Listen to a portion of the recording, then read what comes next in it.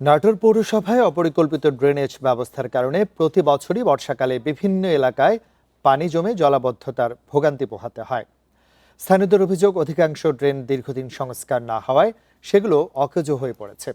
ঠিকমতো পানি নিষ্কাশিত না হয় বর্ষাকালে জলাবদ্ধতা সহ সারা বছরই নানা সমস্যায় ভুগতে হয় পৌর এলাকার বাসিন্দাদের।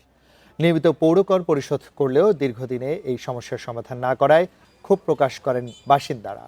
এই অবস্থা দ্রুত সমাধানের দাবি জানান তারা।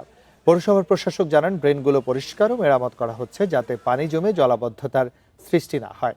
এছাড়াও মশা নিধনে নিয়মিত অভিযান পরিচালনার কথাও জানান তিনি।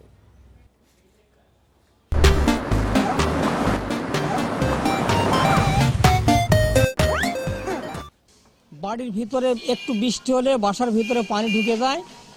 এই পানিগুলো আমাদের অনেক কষ্ট করে 2 দিন 3 দিন ধরে থাকে। থাকা যায় না, দোকানপাটের আশপাশে থাকা যায় না, দোকানে মানুষ আসতে পারে না, ড্রেন টুনগুলো সাফ করে না। ভাঙা এবং খানাখন্দকযুক্ত যে রাস্তাগুলো রয়েছে এগুলো আমরা মেরামতের উদ্যোগ নিয়েছি এবং আমাদের বিশেষ বরাদ্দের মাধ্যমে এগুলো আমরা সংস্কার করতেছি। এগুলো পরিষ্কার এবং ড্রেনগুলো মেরামত করতেছি যাতে এখানে পানি জমে জলাবদ্ধতার সৃষ্টি না হয়।